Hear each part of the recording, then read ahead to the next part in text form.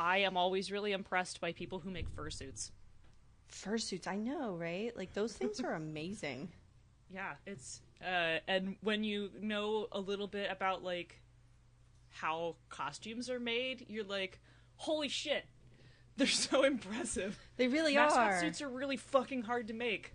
Yeah. No, I'm, like, especially the head part. And that's, like, the part that is the most, you know, unique. Yeah. I mean, yes, I have the same color fur on my body, but, like, literally from the neck down, every fursuit is the same. I mean, I've seen some that have, like, cool moving tails. Sure, yeah. And, like cool-looking hoofs or beast feet or whatever. Sure. Yeah. But really, it's all in the head. It is. Just movie-quality costuming made by a 21-year-old in their apartment. Like, So needless to say, I think there's some furries on my Twitter feed who have the wrong impression about me, mostly because I'm like, no, I think your work's really cool. I'm never buying one of these.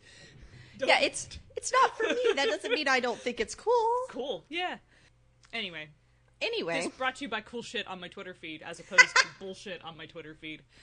Bullshit. Oh, there's so much bullshit. It's just like, this bitch made werewolf legs. Fuck yeah.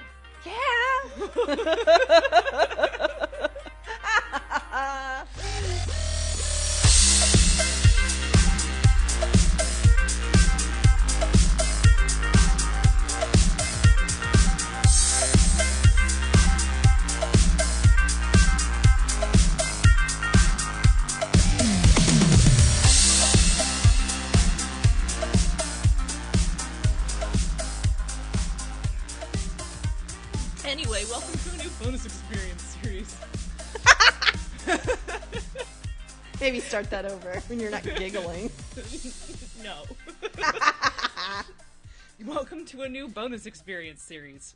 Friend of the show and repeat guest Danielle Lozon has signed on with us to do a however many episode we feel like series where we're gonna go deep, and I didn't say it weird this time, on one mechanical topic. Deep. As always, we are two queer women speaking with authority about games. And yes, we are still going to swear. You can go and die mad about it. Yeah, thank you. I was like, you want to say the die mad about it part. I do. You do. I do. You know who we are. Do you want to flex? Oh, yeah.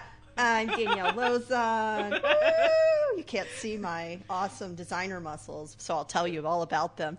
I'm a game designer and developer. I work mostly with Onyx Path Publishing. I am the systems lead for Trinity Continuum. I develop lots of games over there. I also do a lot of freelance writing for other companies, such as Magpie and Green Ronin, and sometimes Third Eye Games, although it's been a while since I've done stuff with them. Although I'm sure if I was like, let me write something for Pip, they would just be like, yeah, okay. But they also hire a lot of new folks and give them opportunities, and I don't want to take those people's opportunities away from them. So that's fair. Yeah. Yeah, cool. So that's me. Yes, you're very cool. Thanks. I'm impressed. Senpai noticed me. Oh. I'm blushing. And we are on video chat, audience at home, so... God. Yeah. You know who I am. You've been listening to the show for a while, and if you haven't, I am also a freelancer for the Onyx Path.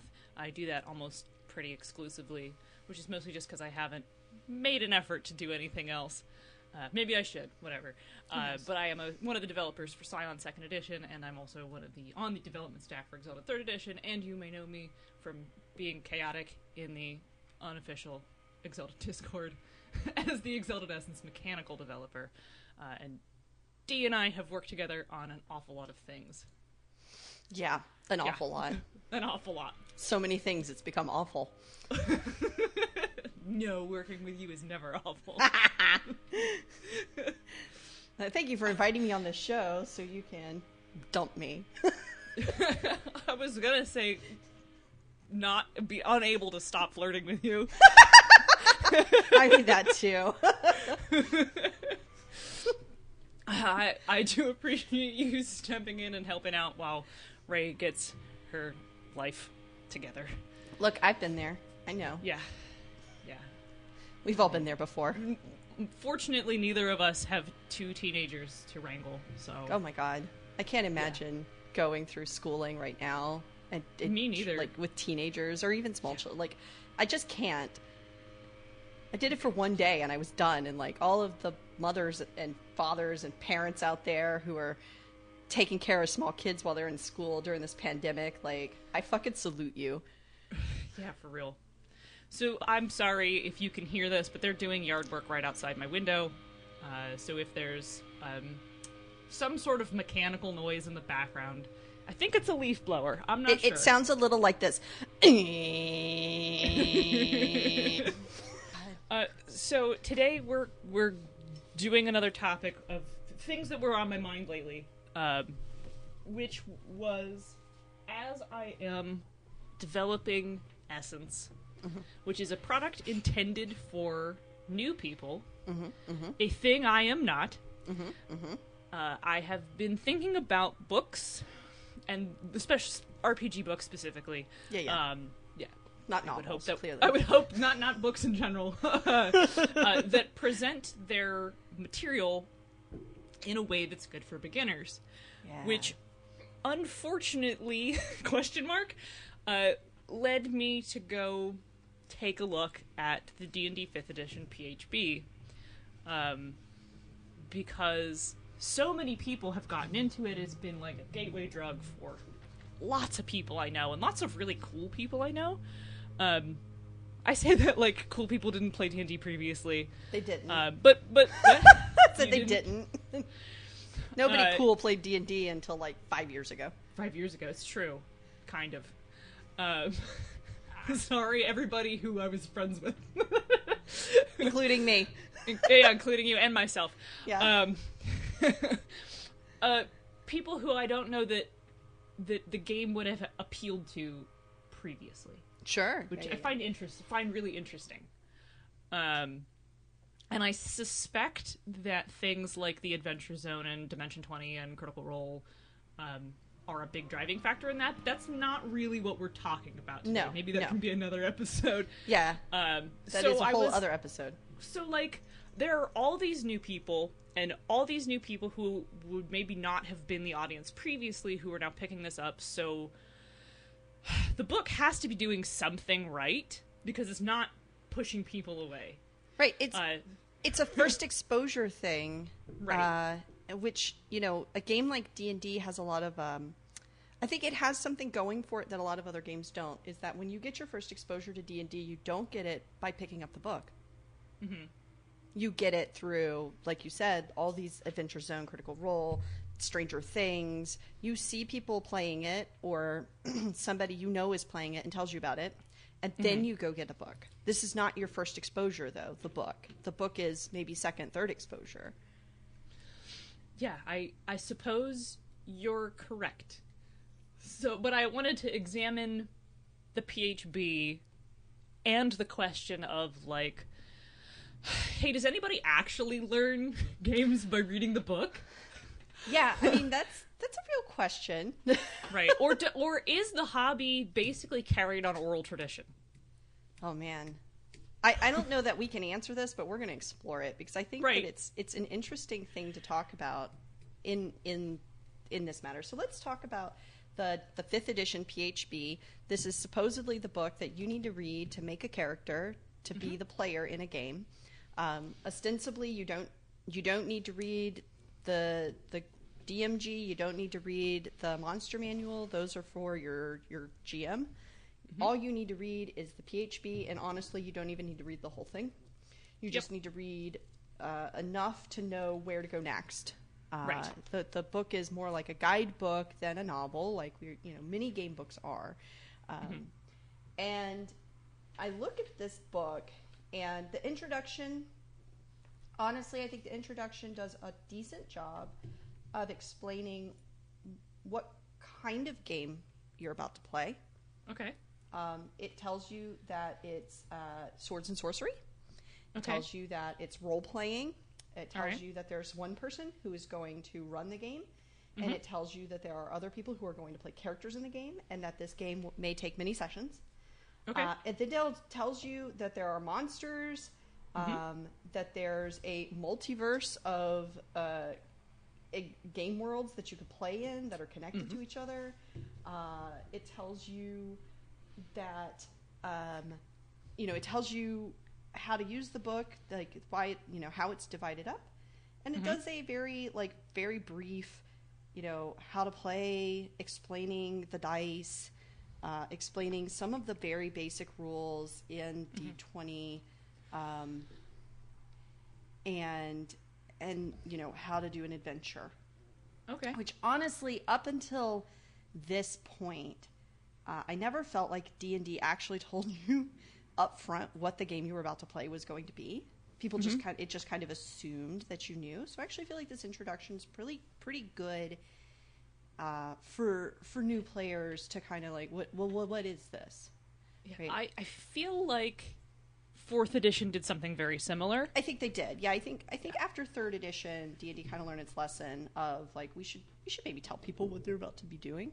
But I can also confirm, because I read it very recently, that the Rules Cyclopedia, so like the ultimate edition of basic D&D, like classic D&D, also tells you very clearly what the game is about. Okay, that's and how good. to play it. Like the very first thing is very clearly like, this is what a role-playing game is.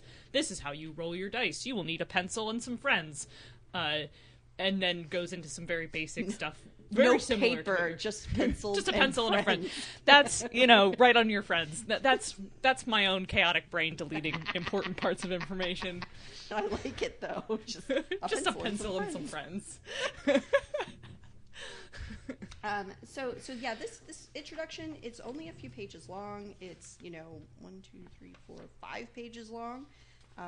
Gives you some really, really basic information, and then the very next thing you do is start making a fucking character. Yeah. And this is really to the fucking point. How do you feel about that? Well, so I am being told I need to choose a race. I need to choose a class. I need to determine some ability scores. I need to describe my character. I need to choose some equipment, and then I need to get together so that we can play a game. Right. That last part's the hardest one. It is. Absolutely. Characters all day long, but if I don't have a pencil and some friends, never gonna happen. That's the title of this episode. Pencil and some friends. So the problem with this is that I can already see is that I don't know what the races are and I don't know what the classes are. Okay. So I couldn't find my copy of the PHB, which I do know we own, but H was playing in a 5th edition game for a while, which means who the fuck knows where the book went. Yeah, I'm calling you out. Does the race section start with a rundown? No. No, not at all. Just here's a dwarf. Yeah, deal with it. No, it doesn't. So it's a race section. Okay, so when we get into races, it is kind of like it's its own chapter, and it talks about how to choose races and what the traits are and describes that. But I'm talking about chapter 1, which just tells you how to make a character. This is ostensibly the chapter that you need to look at first to know how to build a character. You know what? But really, I'm gonna pause you for 1 sec because I'm gonna grab my 4th edition book and let's see if it's different. Oh, okay. Okay, fortunately for me, that was right on my bookshelf. That was not far away. I'm pretty sure it does the same thing. Okay. All right, let's see. So we start with this really pretty 2-page picture spread of some adventurers doing some cool looking shit. Yeah, there's a lot of art in these books that really sells what you're doing. Yeah, so there's a little imagine a world of bold warriors, mighty wizards, and terrible monsters on this first page. Then it goes into what a role-playing game is, talks about... This version calls it a fantastic world, as opposed to specifically calling out swords and sorcery. Sure, okay. Talks about the whole points of light thing, which I liked, don't at me. A sidebar on the history of D&D, which I think is cool. Yeah, that is actually pretty cool. Do I have a sidebar here? There's not really a sidebar about the history of D&D. D&D's brand new in 5th edition. Don't care about the history of it. Yep. I actually thought for some of its other faults, teaching you how to play the game was not one of them. No.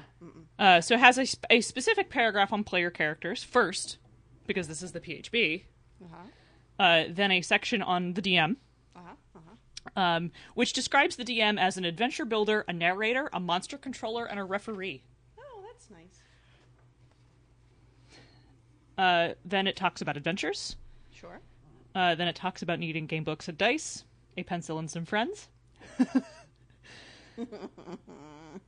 Then it has a whole nother header on how do you play, and then talks about like combat and dealing with puzzles or obstacles as non-combat encounters, and then talks about exploration, and then breaks down how to take your turn, and then goes into the core mechanic, which is very easy. Like talking about, I'm sure that's not different. That's pretty much exactly the same. But, yeah, that core mechanic has been the same for a very long time.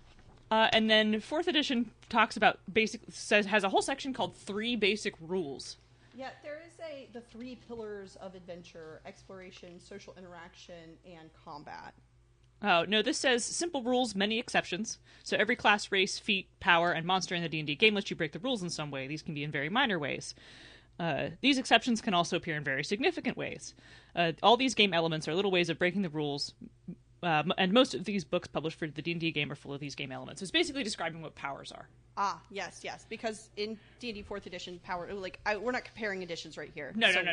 We're comparing how the 2 games present material. Right. This is not an edition war, my friends. This is simply a discussion of how it presents material. Then a follow-up rule that says specific beats general. So if a specific rule contradicts a general rule, the specific rule wins. Right, which is always a good thing to talk about, especially in a game that has a lot of powers that are... The whole point of the power is to manipulate the rules. Right. Yeah. And then always round down. So anytime you have something, you round it down. And then the next page is making characters. Cool. Yeah, I thought that was true. So we get into making characters, and this is a thing that I think D&D does in an interesting way. And I don't know that this actually helps new people, because this is a thing that I find myself having problems with when I am making a character in D&D, and I've been doing this for far too many years. Some number of years. Years. Decades. So, at this point, yeah. Yeah, at this point. So the thing is that the most important part of this chapter, this how to make a character chapter, is the steps: choose a race, choose a class, choose, determine ability scores, describe your character, move on. Like, that's literally it. Those are the 3 steps of making a character. Right. There are actually a few other steps, but they're very minuscule. So does the 5th edition book just have it 3 steps? No. Okay, good. After determine ability scores, it's describe your character, choose equipment, and then and that's it. Okay. Interesting, also in a point of comparison, that 4th edition basically has on... So the next page after I said with the 3 basic rules is another beautiful 2-page spread that has a little intro that breaks down everything that's in the chapter. And then it has a little blurb up front that talks about... making your own OC, basically. Yeah. and then has a bit of language which I find good and interesting, that specifically says we're writing this in the second person, and that refers to your character. Okay, that's kind of nice. Yeah.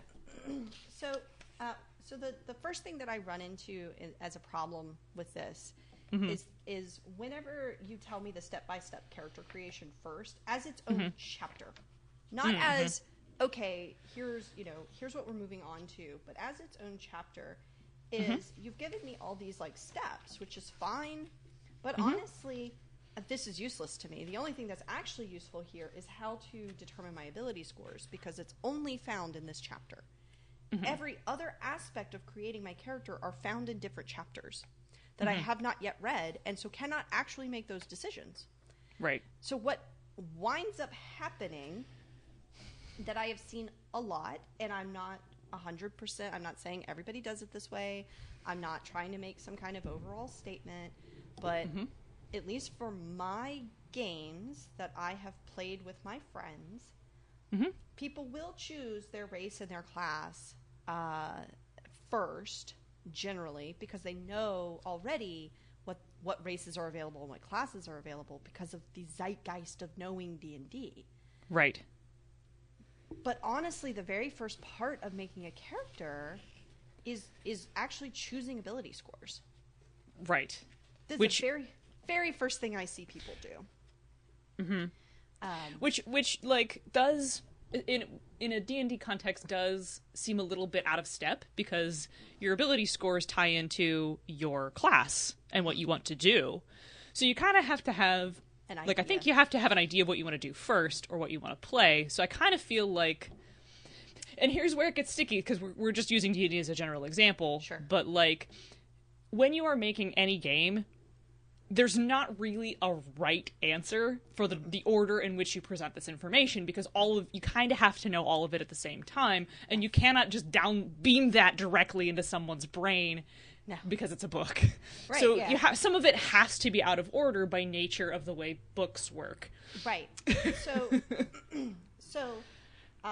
anyway, I've never encountered D&D before, and I'm picking this up just now, and I'm reading through it. I am not given I'm given a list of words. The most common player character races are dwarves, elves, halflings, and humans. Some races also have sub-races, such as mountain dwarf or wood elf. Okay, Chapter 2 provides more information about these races, as well as the less widespread races of dragonborn, gnomes, half-elves, half-orcs, and tieflings. I don't know what any of those words mean. Those sure are words. Like, if I don't know what those are, right, I still don't know what those are. I still don't know what those are, and I can't make a decision just based on that information, other than told, okay, I should go to Chapter 2 now and read all these things. Great. I've gone to Chapter 2, I've read up on those things, and I've picked a race. Okay. Great. So let's compare for a moment, again, to the 4th edition book, which I think maybe is doing a slightly better job. But Sure. But let's pretend that we have never seen this before and have no opinions on it. So character creation, the actual character creation page starts with a intro paragraph that basically kind of says, think about what you want to do. Yeah, I mean, there is definitely an intro paragraph. I just didn't... Yeah, I'm sure there is. And then, but then it also, in that paragraph, sort of leans on the fact that it assumes the player has some understanding of Tolkien-esque fantasy, because it specifically says, do you like fantasy fiction featuring dwarves or elves? Yeah, I mean, that exact line is also in the 5th edition. Like, I wouldn't be surprised if that it's just the same thing. It's just the same thing, because they own those words and can just copy-paste. They sure can. Then it has a 9-step breakdown where it says choose race, choose class, determine ability scores. So it puts ability scores after race and class. Which it does in 5th edition as well. Okay, cool. Yeah. Then skills, then feats, then powers, then equipment, then derived... It says fill in the numbers, which is derived stats. Sure. And then, fill in your character details. The what White Wolf calls the breath of life. Yes. Though each one of these steps does, in fact, tell you what chapter to go to, but it does not give you a page number. Yep, there's no page number, but there's a chapter. This provides this, and all of them say which chapter to go to. Now, one of the things that is interesting on this also is that I don't know if 4th edition does it, but there is an example character build throughout this whole thing. Okay, let's see. The first part just is, so then the next section is literally just a elevator pitch for everything that's in the book. Because, there will be... Here they come again. Oh, man, I can hear them. All right, so building Brunar, each step of the character creation includes an example of that step with a player named Bob building his dwarf character Brunar. And so there's building Brunar step 1, and then building Brunar step 2, and so on and so forth. And in each of these things, it explains, honestly, you need to read this character creation but you need to read it all before you even start making a character. Mm-hmm. And like internalize it, and then move on to chapter 2 and actually start making a character is how I feel that you should really, if you've never played this game before, otherwise you're going to be flipping back and forth a whole lot, because to be able to choose a race effectively, I really need to read about how to choose a race, go to the race section, pick one of those, read all about them, pick one, then come back and choose a class. Now, the choose a class talks about levels. It talks about hit points and hit dice. It talks about proficiency bonuses, and all of the ability score summaries. Here, there's and I think this is just because this is a sidebar and this is where it fits. But there is an ability score summary that is between. It's kind of between the class and determined ability scores, but it's on the page with determined class that goes through all of the abilities. It tells you what it measures. It tells you which classes it's important for, and which races handy. Give you an increase in it. All right. Which is nice when you're going to do ability scores. And again, if I already know all the races, and I kind of already have an idea of all the classes, I don't actually need to think about those 2 steps first. I can actually start with ability scores. And in the sense of, like, I don't have to, like, write everything down for my elf. I don't have to write everything down for my barbarian. Right. Instead, my elven barbarian, I'm going to roll up scores. I'm going to put them in the places that are best for barbarian. I'm going to write down my bonuses from being an elf. And then this, like, fast-ass motherfucker that comes in your face and hits you now has ability scores and the most important things about the character sheet. And then I can go fill in, like, oh, yeah, I got dark vision. And, oh, yeah, I got, like, here are my barbarian abilities, because I went to chapter 3 and pulled those things. Yeah, okay. So, and I'm not saying that the book should put ability scores first, because that assumes you are... Yeah, dog time, sorry. It's okay. It's cat time with dog nanny. All right. Anyway. Yeah.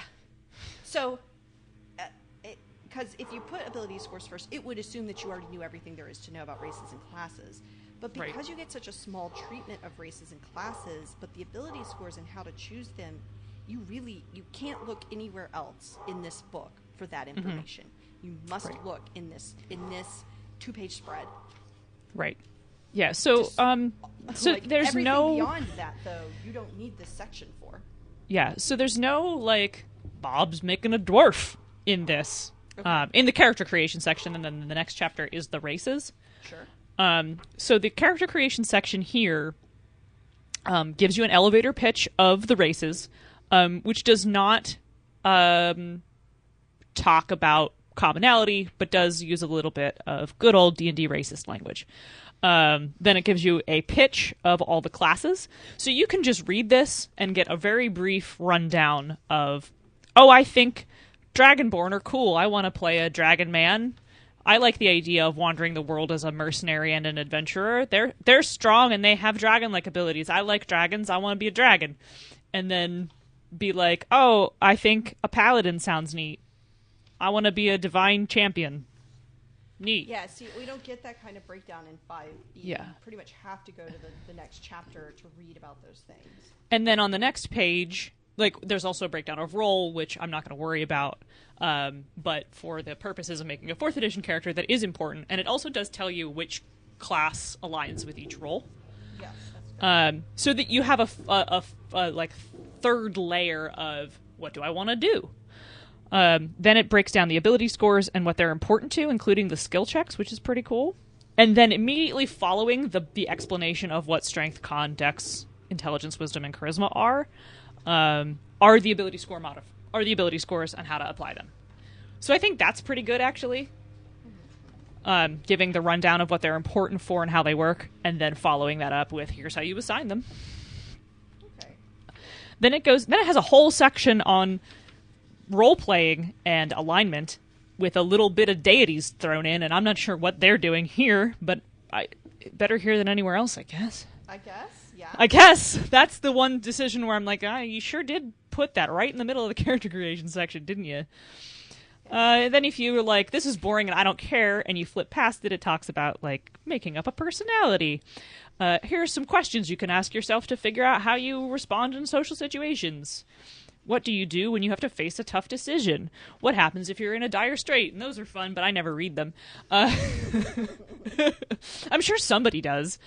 And then past this, like, they have this whole thing on the gods and, like, how to play a character. And then they talk about how to make checks. And I think that this making checks section should have been slid ahead of all this, like, role-playing fluff. And followed immediately after ability scores, because those two are related.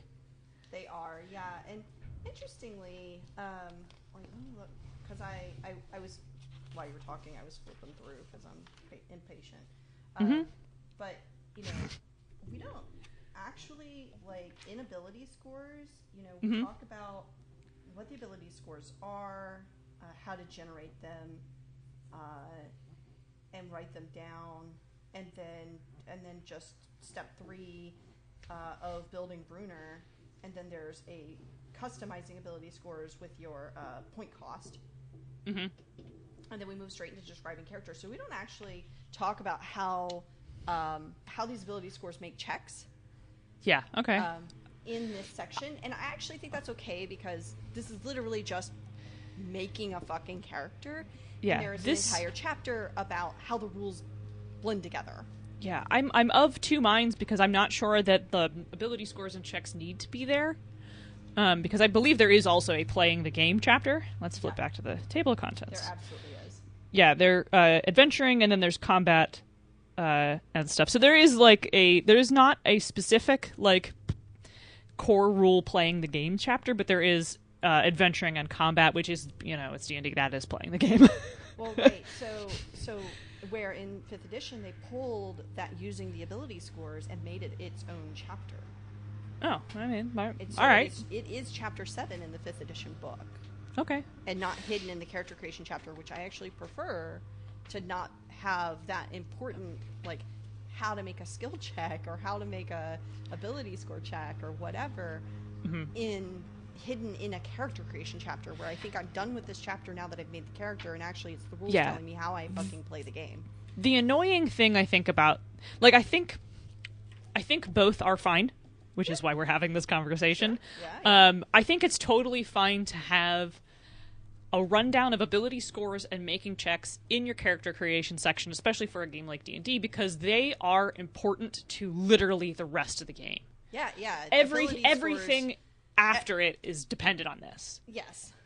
The problem I have with the 4th edition section is that making checks is after the shit about the gods and, like, do you want to do an accent or not, and not immediately following the ability scores. So if I were reading this for the first time, once I finished, if I'm reading this for the first time, I'm like, okay, cool, I know I want to play a Dragonborn, I like to play a Paladin, okay, now I know strength is important, I know I think charisma sounds cool, I'm gonna generate my ability scores using the array because I'm lazy. Everybody should always use an array. Yeah. And then I get to fill in the numbers. Oh, okay, cool. I'm done. The rest of this chapter is about the gods and how to play a character. And, like, listen, I've seen, I listened to the Adventure Zone. I think I know how to be funny. So, like, I think I'm done. Yeah, but you're not. But you're not. Right. Yeah, it's interesting. So moving on past the character creation chapter, because I think we've talked enough about how I think this chapter is a useful chapter, right? And then we go into races, and so then we go into races. Same. And everything about the race is here. There's some fiction about the race. Yep. There's a little sidebar about how the race feels about other people. There's, you know. Oh, we got vampire all up in here. Yeah, they did. Like, there's so much in this book that I'm like, oh, I see you've taken some things from White Wolf. Yeah, I see you've played Paragon of Modern Design. Yes. Early 2000s White Wolf. I see you. I'm looking at you. Sorry, I'm just because there's like a how to use this book section that I don't think is in any of the previous ones.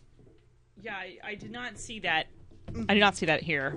Yeah, and that's in every fucking White Wolf book. And not White Wolf book. Like, how do you use this book? What are the sections in an introduction? Like, I had never seen that in a D&D book until I saw 5th edition. I have some opinions. Maybe we'll put that in the bonus segment. Oh, that'll be our bonus segment. Yeah. So, Fori goes right into races, gives you a cool piece of art, which 5th edition does too. Yep. Has their general racial traits, their ability score modifiers, their size, speed, languages, and their basic stuff, like racial bonuses, and power. And that is all right up front in a little sidebar next to the image. And I kind of feel like that is one of the things that I find kind of challenging, because I think that's a fine place for it, but I also feel like that's a lot of information that means nothing to someone who is coming to this having just read the previous chapter. Yeah. So in 5th edition, you get, so dwarf, cool picture. There's some fiction that talks about like how, like there's the very first splat is header, short and stout, long memory, long grudges, clans and kingdoms, God's gold and clan. This is all very like setting fiction information. The next page has a list of common names, then all their traits, and then one subrace, the hill dwarf. Two. I missed it. Hill dwarf and mountain dwarf, and then a really small sidebar about Draugr. Or Dwergar. Sorry, I can't. And that's it. Like, so it's a 3-page spread, which Mike Chaney would murder me for. It's a 3-page splat, which we've done before, but I get the layout person gets mad about. Right. And then the elf, same thing. It's fiction, and then on the last page, it's traits. Actually, winds up being 4 pages. Just depends on how much fiction you want to give them. Yeah. And how much art you're giving them. It looks like 4th edition keeps all of these to a 2-page spread, which our layout person would be really happy about. Yes. But I think that 4th edition doesn't have as much fiction about each of the races, which I actually welcome the extra fiction about the races, especially when you're trying to teach this brand new game to brand new people. I feel like that's actually pretty new person friendly. If I don't know anything about an elf, this book is now I'm not making the assumption that you know what a fucking elf is, or that you've right now if you've seen the cultural like informant Lord of the Rings. Right. I am telling you what an elf is in our game. In lieu of a lot of fiction, it gives you a 1-sentence like, here's what an elf is like. Quick, wary archers who freely roam the forests and wilds. Okay, cool. You are telling me right up front that if I'm an elf, I'm fast, I'm probably good at ranged combat, and something to do with nature. All right, I get all of that from that one sentence. Sure. And then there's like a 1 paragraph that's basically like, elves live in trees, and then and then it has a play an elf if you want ... and then 3 bullet points about what elf characters might be like, which sounds really familiar because that's what the Exalted 3rd Edition core book did. But that came after this, so sure. Wow. So that's races, and I think that's honestly 5th edition I think does a decent job of presenting the races, and then giving you the information that you need to fill in your character sheet with that race. And then we move on to classes. Yeah, I think a play a blank if you want to blank is really, really, really good. Oh, it's my favorite. Like I think that should be in the basic character creation chapter. Yes. I think that's where that kind of sentence goes, and then the deeper meaning goes into each individual write-ups. I think is a great way to present that, because if I'm just doing the character creation and I I can flip to those things to get all their like special abilities and stuff, but I just like what is an elf, or what is a barbarian, or I keep saying elf and barbarian, but like what is a monk? Okay. Right. Oh, what is a fighter? A monk if you want to, play a monk if you want to, punch people in the face and be flippant. okay, play a bard if you want to run around annoying your party and singing songs. You know, like right. There are probably better actual sentences than that, but you know, like off the top of my head. So we get into chapter 3, which is classes, and 5th edition actually does a really great job of. There is a table on the very first page. There's some, you know, like a paragraph of introductory text, but there's this table on the very front page that breaks down all the classes, gives a description, tells you your hit die, tells you what their primary ability should be, tells you what their main saving throw proficiencies are, and then tells you what their armor and weapon proficiencies are. So that is absent here. That table honestly needs to go in the in chapter 1. That table is misserved being at the beginning of chapter 3. Yeah, I agree. The 4th edition thing does not do something like that, which it probably should, because that sounds really helpful. Yeah. It does have a 1-sentence rundown and what page each class starts on, so that's not bad. That's not bad. Yeah. Then it talks about role, power source, key abilities, proficiencies, implement, bonus to defense. It explains basically how to read what you're about to read. Yep. Then it talks about Paragon Paths and Epic Destinies, which I think probably should have gone last. Yeah. And then past that, it is how to read and use powers. Which is important for 4th edition. Extremely important. Less important for So we'll edition. Why don't we just use that as an example? So let's say you're making a game where having and using powers are important to your character types. Yep. Like, I don't know, Exalted stares into the camera.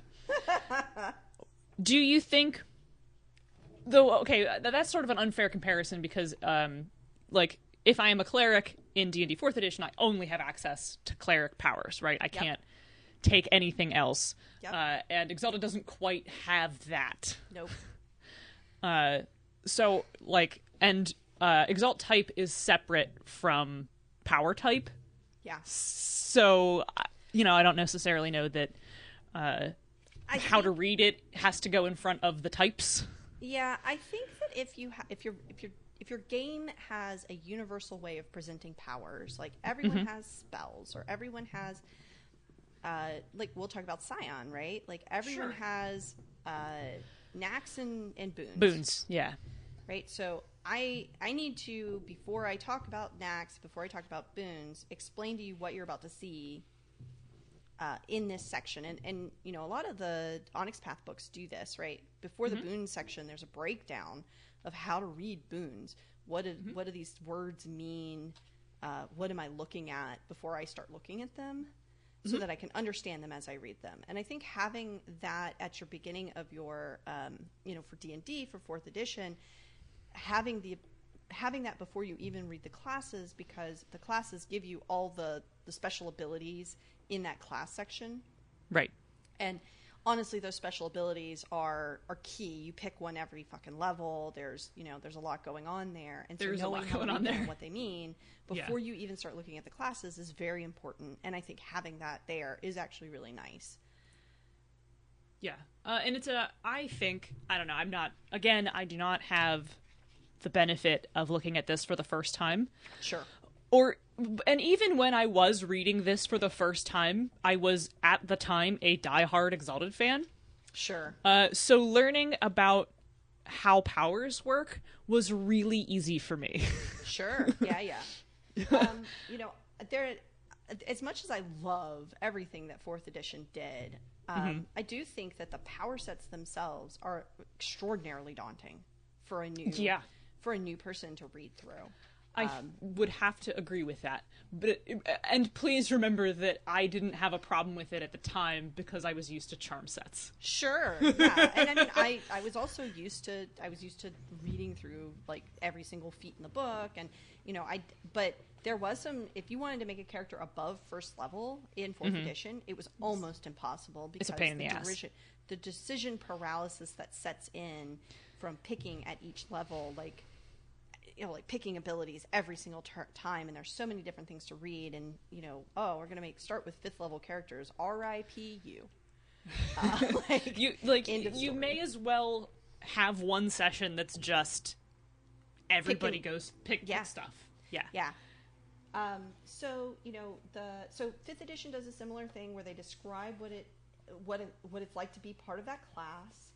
The very first spread has a table that has all the level of like everything you get when you level up, which I think everything since 3rd edition has had that kind of the level table. Tells you a quick build, and I don't know if 4th edition did this, but it is essentially like, here's a quick build that you can do where you put your highest ability score in strength followed by constitution, and then choose the Outlander background and move on with your life. All right, let's see. I just flipped it open randomly. Ranger. Do we have a quick build choice?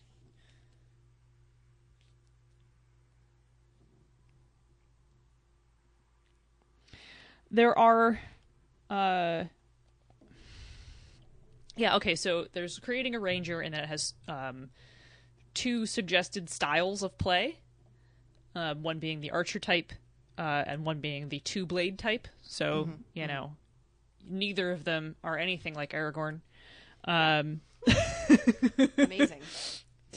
But it does have suggested feat, suggested skills, suggested at will powers, suggested encounter power, and suggested daily. So, there is a quick build suggested. Yeah. Okay, that's good. So yeah, that is there. Cool. So then after the quick build, there's class features, and most classes get some kind of feature at every level. So you have hit points, what your proficiencies are. You have starting equipment. And then you have a breakdown of all the different powers and what they do. And that's pretty much the case for every class. The only thing that that these things don't put in them is the spells themselves, which makes sense because spells are their own entirely nonsense thing. Right. We can talk about that some other time. Yeah. So after your classes, then you get into the additional stuff of character creation. Again, you get backgrounds, and so D&D 5th edition introduced this kind of personality background thing where you pick a background, and that gives you some stuff to tie into role-playing your character, and also gives you some extra equipment based on your character's background.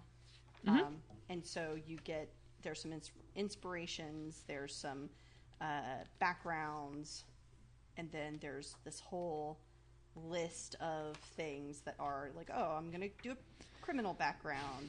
I get some extra skill proficiencies. I get some tool proficiencies. I get some extra equipment, and then I can get some kind of some kind of specialty within,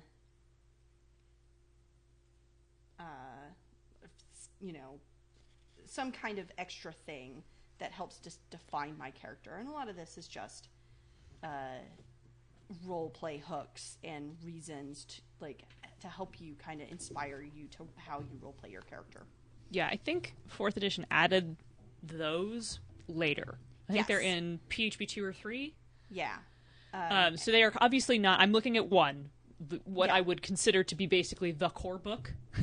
Right, which 4th edition D&D honestly suffered a little bit from, we came up with better ideas during the life cycle of the game. Yeah. And we produced these books that are just better than the first books we put out. So, that is a thing that is, not in favor of 4th edition. I think they tried to stop doing that with 5th edition, where the only books they put out for 5th edition now are essentially adventure books. But that's another thing we could talk about somewhere else. That is also a different topic for a different time. And how I sort of feel like learning from your good start is inevitable. Yeah, absolutely. But that is, again, maybe that's our next deep dive. I don't know. Yeah. So So instead, it has a chapter on skills with a cool piece of art with some adventurers just having a bad time. Sure. So so then we talk about gear and equipment, and one of the things that I always found very strange in D&D is the separation of basic equipment and magical equipment. Okay.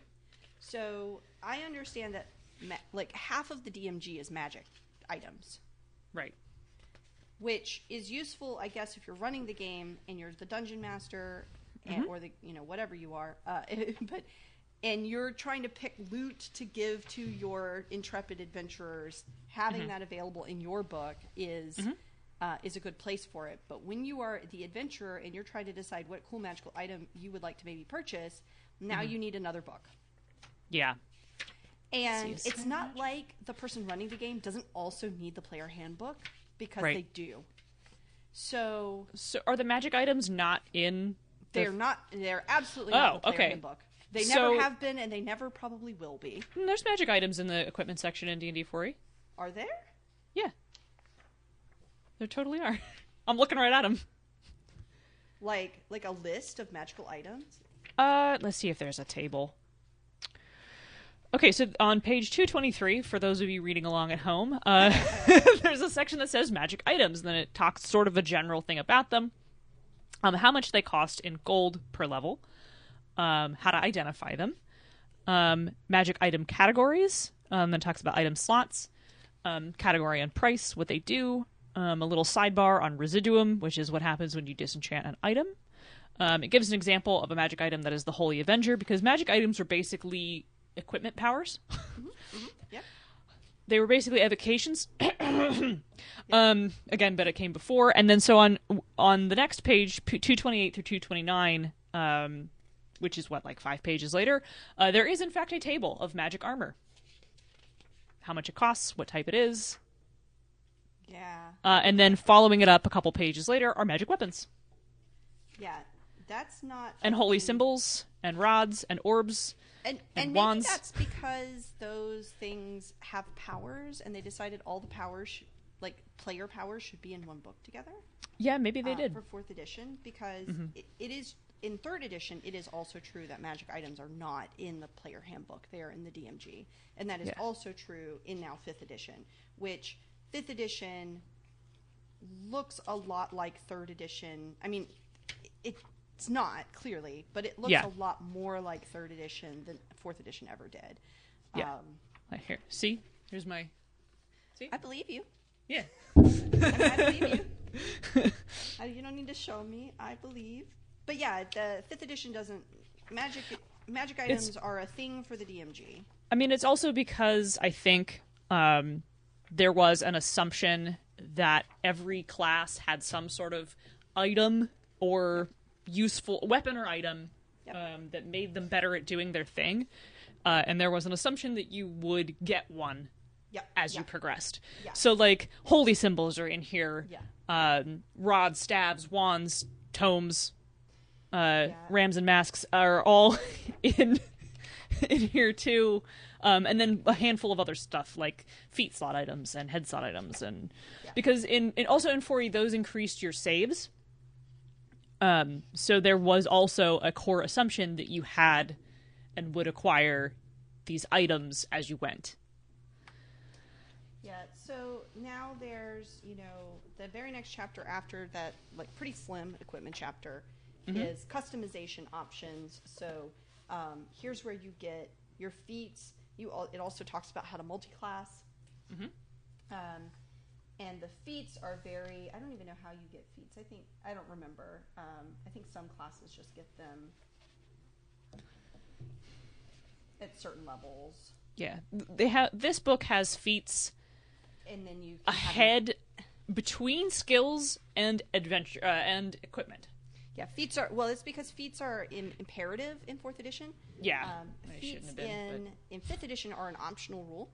Okay. So I was thinking that some of the classes gave them to you, but I misremember that. They all have, like, essentially, instead of feats, they have just, like, this is the ability that the fighter gets.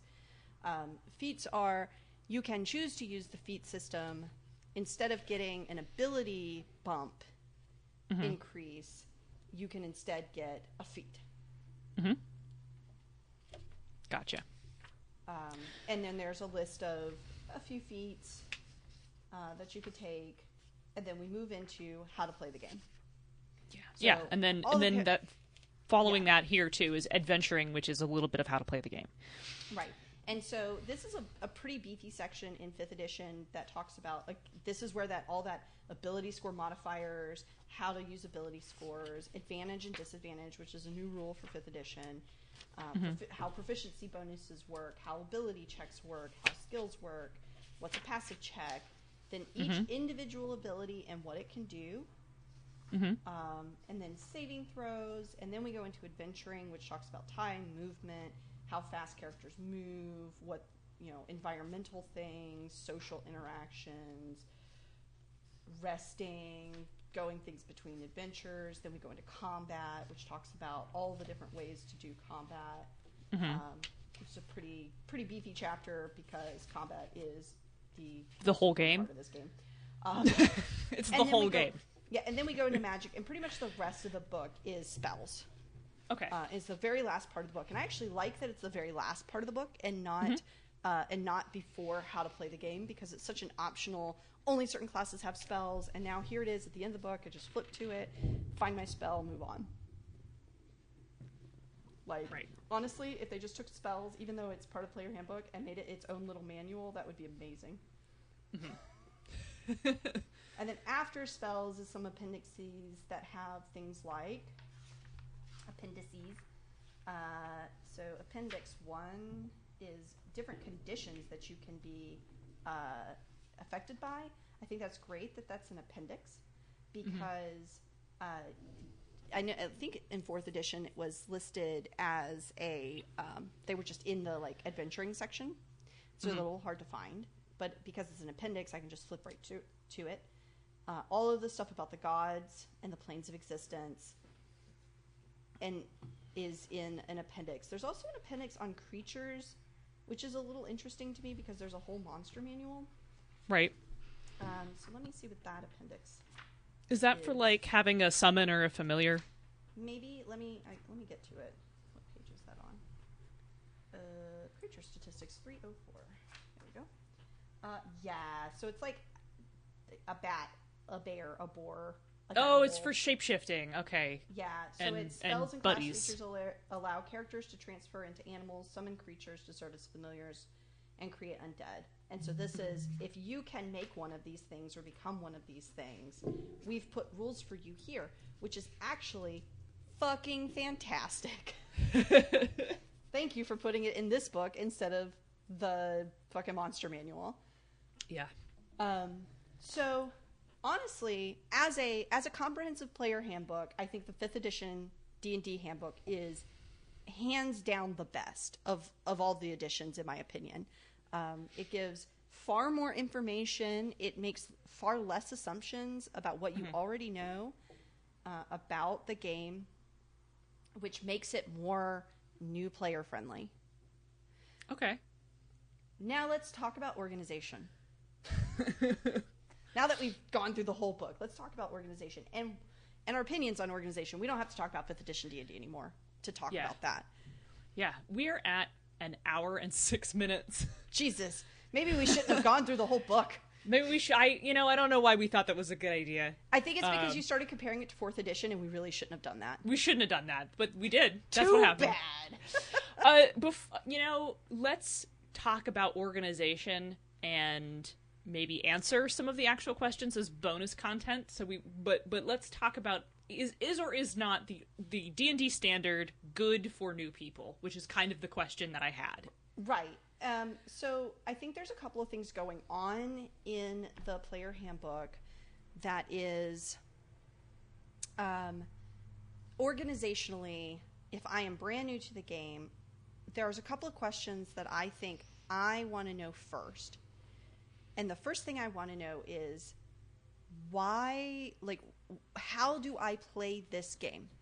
Okay. Because if you're giving me powers and you're explaining, you get this special ability, or you get spells, or you get a bonus to an ability score. I don't know what the ability scores mean. I don't know. I don't know how to play the game yet. And so making choices as a character to create a character is actually a little difficult when I don't know yet what any of that means. And so that's something that I've thought about a lot in, if I were going to make my own game, that having, I need to know what I'm picking first. So giving me all the information about races and characters up and classes up front, just the basic, here's what the information is, feels like the best way to do it. I need that setting information. I want to know, what is this game? What am I supposed to be doing in this game? That's going to be in the introduction. I want to know, okay, well, what's available to me to play? What is that? What is it? And then I want to know, how do I play this game? And then tell me how to make a character. So that and not you can tell me how to make a character, but you're going to give me all the character choices. I want to know how to play the game before I see any of those character choices. Okay. And I've never seen, the only book I've ever read personally that did that was actually Blades in the Dark. Huh. Yeah. Okay. Blades in the Dark absolutely tells you how to play the game first, and then it gives you character options and how to make a character, and then it gives you all the setting. I didn't even know the game had a setting because I read through. I was like, "Oh, this is how you play this game. All right, I'm ready to go." And I'm like, "Oh, it has this really deep setting. What?" So maybe not the setting at the end, but right. But that here is what you need to do to play this game, and then here are your character options, and here's how to make a character. I feel, game I don't make game books that do that. None of our game books do that. You know what? Let me see how Trinity lays it out real quick. It doesn't. It not doesn't. Like that. No, not like that. So we got some inspirational material. We got some fiction. We got a glossary, which is good because sometimes it's jargony. Then we got some more fiction. Oh, it's a lot of fiction. We got a lot going. Whew, that's a lot of fiction. There's a lot of fiction. I know, right? It's good. I like it though. Yeah, I mean, if you're the sort of person who's really into reading all that, I bet that's a real treat. But usually when I'm picking up a book, I'm like, let me skip right to the important part. Bam! And Trinity opens after you get through all the fiction, which does set up the world pretty nicely directly to character creation. Yeah, it does. It does, yeah. And then attributes... And dice rolling's in there. Okay. All right. Yeah. All right. Yeah, I mean, I don't get a whole lot of choice in how things are set up. We know this is true. I would have loved to have put the core mechanic, the story path system before character creation. Because right as it is in this book is, the core mechanic and combat have two different chapters. And if I had done those first, and then character creation, and then immediately into the talents chapter, instead it's character creation. It's all of the mechanics of how to play the game, how to run the game, and then it's stuff about the characters you're actually playing in this game. And part of that is because this is a core book that is setting up core information for other books. Right. So that character creation section is the character creation section for an aberrant, adventure, assassins, literally anima, literally everything else. And so playing talents in the core book should be is its own chapter because that is the core book's character type you're playing. Right. But honestly, I could have served myself better by putting all of the straight up, here's how you play story path, and then here's how you create a character, and then here are talents. And I feel like that flow might have been. It's hard though, right? Because the character creation section tells you all of the main abilities that you're going to have. It explains what a skill is and what an attribute is and what a edge is, and so you get a kind of a feeling for all that, and then the section itself that's explaining how do those things work.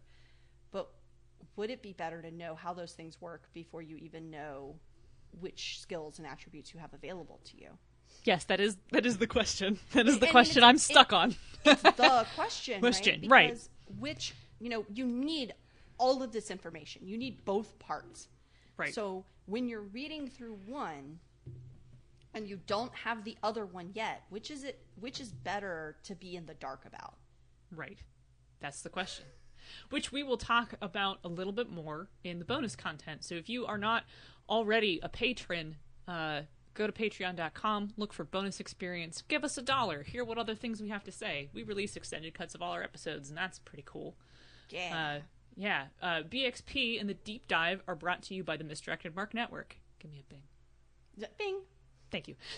And if you like listening to us talk about mechanics and junk, you should listen to the Misdirected Mark.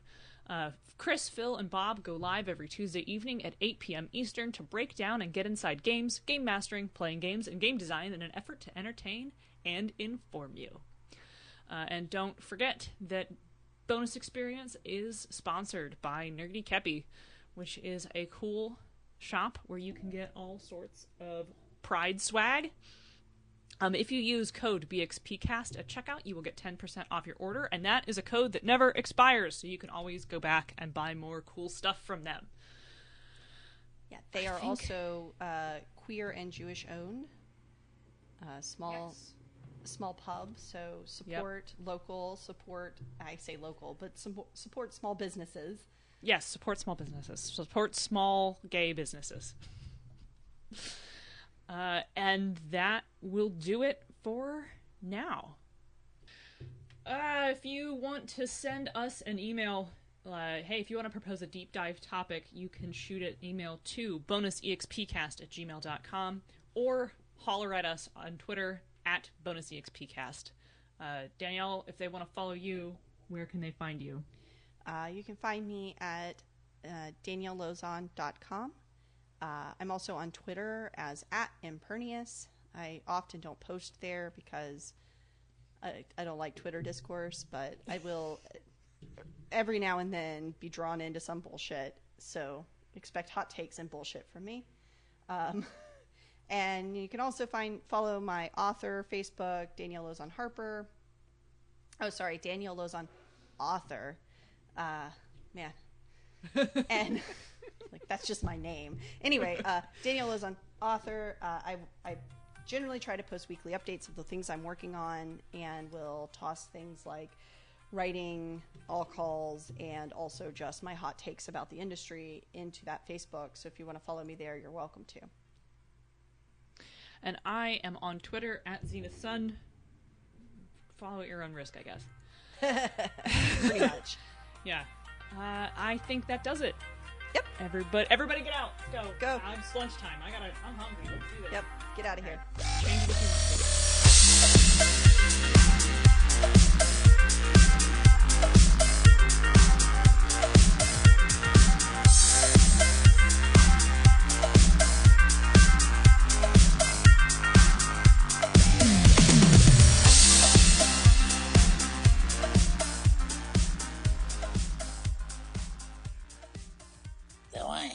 do this?